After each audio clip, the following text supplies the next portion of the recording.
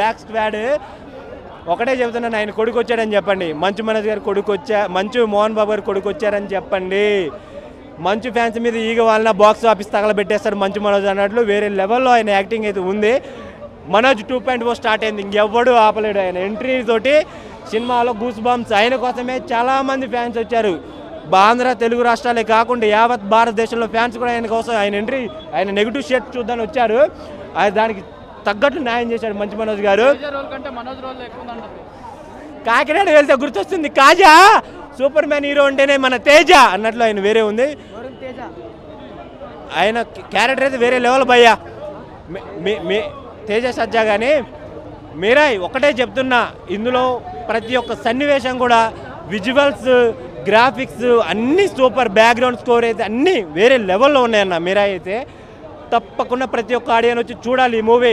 ముంబైలో ఉంటుంది ఐశ్వర్య రాయ్, తప్పకుండా మీరంతా చూడాలి మీరాయ్ అన్నట్లు వేరే లెవెల్.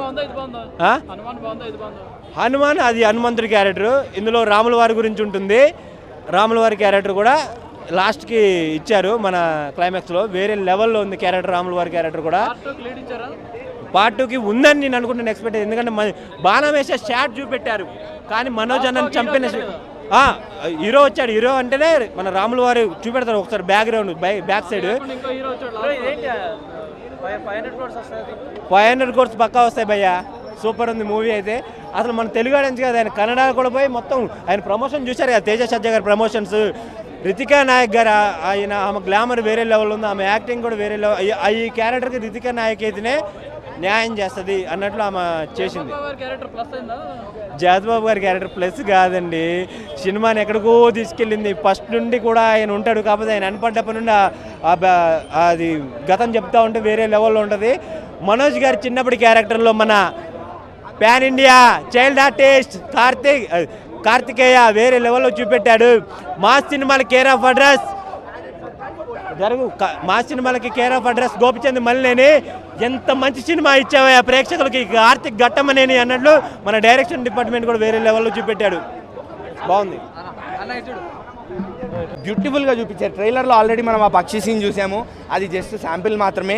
ఇక్కడ ఉన్న యాక్షన్ సీక్వెన్సెస్లో కానివ్వండి, మనల్ని రాముడికి పరిచయం చేయడం కానివ్వండి, అక్కడ ఉన్న రామ భక్తుల్ని చూపించడం కానివ్వండి, ఆ మైథలాజికల్ సీన్స్ ఏవైతే ఉన్నాయో, అక్కడ యానిమేషన్ ఏదైతే ఉందో, గ్రాఫిక్స్ పార్ట్ ఏదైతే ఉందో చాలా బ్యూటిఫుల్గా డిజైన్ చేశారు. అండ్ ఇలాంటి పార్ట్స్లో, ఇలాంటి మూవీస్లో బ్యాక్గ్రౌండ్ మ్యూజిక్ చాలా ఇంపార్టెంట్. ఆ బ్యాక్గ్రౌండ్ మ్యూజిక్ని నరికేశారు అంతే. హరిగౌడ గారు చాలా చాలా బాగా తీశారు బ్యాక్గ్రౌండ్ మ్యూజిక్. విజువల్స్ అదే చెప్తున్నానా, విజువల్ ట్రీట్ ఇది, విజువల్ ట్రీట్. హనుమాన్ని మించిన విజువల్స్ ఇవి. హనుమాన్ సినిమాకి మనకి విజువల్స్కి ఒక పరిచయం అయితే, ఈ పరిచయానికి ఇది ఇంకో నెక్స్ట్ మెట్టు. ఇలా మెట్టు ఎదుగుతూనే పోవాలి టీఎఫ్ఐ అని కోరుకుంటున్నాను నేనైతే. మాత్రం అంత బాగున్నాయి విఎఫ్ఎక్స్ అయితే. విఎఫ్ఎక్స్ని ఒక మాట అనడానికి లేదు ఎక్కడా కూడా. ఎందుకు అంటే మైథలాజికల్ సీన్స్ని చూపించడానికి చాలా కష్టపడాలి. ఆ కష్టం మనకు స్క్రీన్ మీద కనిపిస్తుంది. ఎక్కడా కూడా మనము అరే ఏంద్రాబై ఇది అన్న ఫీల్ రాదు సినిమాలో, అంత బాగుంది. తేజ సజ్జా సినిమానా మంచు మనోజ్ సినిమానా అంటే ఇద్దరి సినిమా అని చెప్తా. ఎందుకు అంటే మంచు మనోజ్ గారికి ఈక్వల్ స్క్రీన్ ప్రెజెన్స్ ఇచ్చారు. ఫస్ట్ టైము విలన్కి ఒక క్యారెక్టర్ ఇచ్చి, ఆ క్యారెక్టర్కి ఒక ఇంపార్టెన్స్ ఇచ్చి విలన్ చుట్టూ స్టోరీ తిరిగింది. సో మేబీ స్క్రీన్ ప్రెజెన్స్ మనకి మంచు మనోజ్ గారే ఎక్కువ కనిపించి ఉండొచ్చు, కానీ మంచు మనోజ్ గారి యాక్టింగ్ పర్ఫార్మెన్స్ వల్ల, ఆయన స్క్రీన్ ప్రెజెన్స్ వల్ల మనం తేజాని మర్చిపోతాం సినిమాలో. ఆయన డామినేట్ చేశాడు, అది తిరుగులేదు. అది మంచు మనోజ్ గారు ఎప్పటి నుంచి ఉన్నారు, సో ఆయన డామినేట్ చేశారు క్లియర్గా. Screen time and screen importance ఇద్దరికి ఈక్వల్గానే ఉంది. తేజ సజ్జా సినిమా అలానే మంచు మనోజ్ గారి సినిమా కూడా. బట్ ఏంది అంటే మంచు మనోజ్ గారికి భారీ కంబ్యాక్.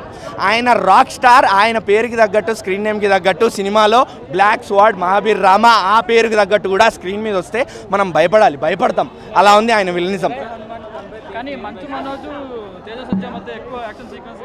ఎక్కువ యాక్షన్ సీక్వెన్సెస్ లేవు. వాళ్ళిద్దరికి ఫేస్ ఆఫ్ అనేది కేవలం ప్రీ క్లైమాక్స్ దగ్గర స్టార్ట్ అవుతుంది. అది కూడా అరే దన్నుమని అయిపోయింది ఇంద్రాబాయ్ అనిపిస్తుంది.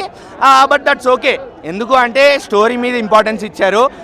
రాదర్ దాన్ యాక్షన్ సీక్వెన్సెస్ చుట్టూనో, పాటల చుట్టూనో, కామెడీ చుట్టూనో తిరగకుండా స్టోరీ మీద ఇంపార్టెన్స్ ఇచ్చారు. దానివల్ల మనకి సినిమా ఇంకొంచెం మైండ్లోకి ఎక్కుద్ది. అది మంచి పనే అయింది. నన్ను అడిగితే అది మంచి పనే. తేజ సజ్జాకి డెఫినెట్లీ ఇది ప్లస్, ఎందుకంటే హనుమాన్ లాంటి సినిమా తీశాక ఆఫ్ కోర్స్ జయ హనుమాన్ ఉంది, మనందరికీ తెలుసు. ఇందులో వన్ మ్యాన్ షో కాదు అన్న, ఇందులో ఖచ్చితంగా వన్ మ్యాన్ షో కాదు. జగపతి బాబు గారు ఆయన పార్ట్ ఆయన చేశారు, అండ్ హీరోయిన్ రితికా నాయక్ కూడా ఆవిడ పార్ట్ ఆవిడ చేసింది. ఆఫ్ కోర్స్ గ్లామరస్ రోల్ కాకపోయినా కూడా చాలా బ్యూటిఫుల్గా ఉండే Ritika role. And Shriya Saran story ముందుకెళ్ళాలంటే శ్రియా గారు ఉండాల్సిందే సినిమాలో. మనకి హనుమాన్లో ఎలా అయితే విభీషణుడి పాత్రలో మనకి సముద్రకాని గారు కనిపిస్తారో అలాంటి ఒక పాత్ర, అలాంటి మైథలాజికల్ పాత్ర అని చెప్పను, బట్ స్టోరీ ముందుకెళ్ళాలంటే అలాంటి ఒక పాత్ర ఇది శ్రేయా గారిది. పార్ట్ 2కి ఖచ్చితంగా లీడ్ ఇచ్చారు. నేను అందుకే స్టార్టింగ్లోనే చెప్పాను, పోస్ట్ క్రెడిట్స్ మాత్రం ఖచ్చితంగా మిస్ అవ్వకండి. ఒక మంచి సర్ప్రైజ్, షాకింగ్ సర్ప్రైజ్ ప్లాన్ చేసి సినిమాలో పెట్టారు. వెళ్ళిపోతున్నారు ఆల్రెడీ, నేను కూడా వెళ్ళిపోతుండే, బట్ ఏమో నాకు క్లైమాక్స్ అంతా సాటిస్ఫాక్టరీగా కనిపించలేదు. ఏమైనా లీడ్ వదిలేడా అని చెప్పి నేను ఉన్నా. సో పోస్ట్ క్రెడిట్ సీన్ కనిపించింది నాకు. ఆ థియేటర్లో మ్యాక్సిమం 20-30 మంది ఉంది అంతే. అది చేంజ్ చేస్తే బాగోకపోవడం కాదన్న, జనాలకు అర్థమవ్వాలి. ఇన్ని సినిమాలు చూస్తూ పెరిగారు, చిన్నప్పటి నుంచి సినిమాలు చూస్తున్నారు, మార్వెల్ సినిమాలు చూస్తారు, DC కామిక్స్ చూస్తారు. ఒక సినిమా క్లైమాక్స్ని చూసి అరే పార్ట్ 2 ఉందా లేదా అని అర్థం చేసుకోగలిగే బుర్ర జనాలకు ఉంటుంది అని అనుకుంటున్నా. టైటిల్స్ పడంగానే వెళ్ళిపోతారన్న. ఎప్పుడు వెళ్ళిపోవాలి? ఆ సినిమా అయ్యిందిరా, అమ్మయ్య బాగుంది అనుకున్నప్పుడు వెళ్ళాలి. అరే సినిమా ఏంది ఇలా ఆగిపోయింది అని అనిపించినప్పుడు నేనైతే వెళ్ళనన్నా. అందుకే ఉన్నాను. పోస్ట్ క్రెడిట్ సీన్ ఎంజాయ్ చేశాను. మంచి పోస్ట్ క్రెడిట్ సీన్, మంచి సర్ప్రైజ్ మిస్ అవ్వకండి. బిగినింగ్లో ప్రభాస్ జస్ట్ వాయిస్ ఓవరే, ఇది కొంచెం క్లియర్గా చెప్పేద్దాము. ప్రభాస్ జస్ట్ వాయిస్ ఓవరే ఇది. ఆ స్టోరీని మంచిగా ముందుకు తీసుకెళ్తాడు ఆయన బేస్ వాయిస్తో.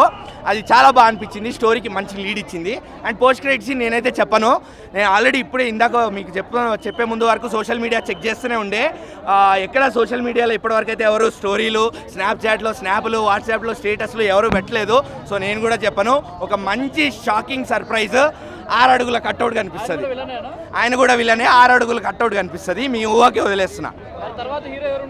తర్వాత హీరో మరి ఇంకెవరు ఉంటారన్న? తేజ సజ్జా సినిమా కాబట్టి తేజ సజ్జానే ఉండాలి. అది మనకి అదే అంటున్నాను నేను. ఇప్పుడు మొత్తం చెప్పేస్తే స్పాయిలర్లు అయిపోద్ది. క్లైమాక్స్ అనేది నిర్ధాంతరంగా వదిలేశాడు, మన మీదకు వదిలేశాడు, మన ఊహకి. సో అది నెక్స్ట్ పార్ట్ ఏంటి? తేజ సజ్జా ఉంటాడా? తేజ సజ్జాకి ఎవడైనా వస్తాడా? ఇప్పుడు ఆ విలన్ ఏం చేస్తాడు మనకే వదిలేశాడు. సో అది నేను చెప్పలేను ఇంకా. అది మాత్రం అటెంప్ట్ అనేది సక్సెస్ఫుల్ అటెంప్ట్ అని చెప్తా. కార్తిక్ ఘట్టంనేని గారు యూ రాక్డ్ ఇట్ అంతే, అంతకుమించి నేను ఇంకేం మాట్లాడను. అండ్ స్టోరీ స్టార్ట్ అవుతూనే ప్రభాస్ గారి వాయిస్ ఓవర్తో, బేస్ వాయిస్తో మనకి స్టార్ట్ అవుతుంది. ఆ హిస్టరీని మనకి ఇంట్రడక్షన్ చేస్తారు కాబట్టి అక్కడ నుంచే మనం సినిమాలో ఇన్వాల్వ్ అయిపోతాము.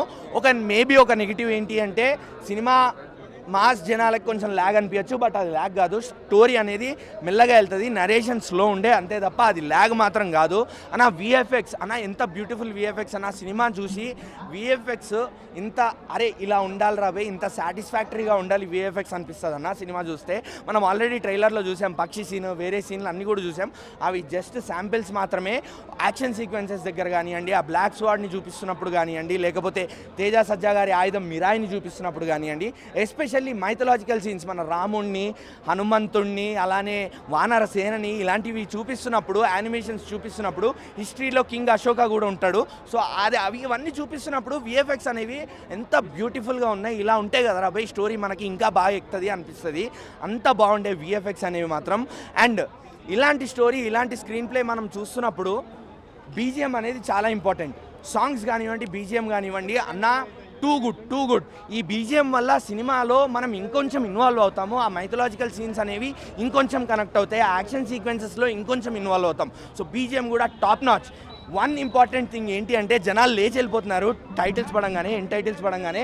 లేచి మాత్రం వెళ్ళిపోకండి. ఒక మంచి సర్ప్రైజ్ ప్లాన్ చేశారు. పోస్ట్ క్రెడిట్ సీన్ ఉంది.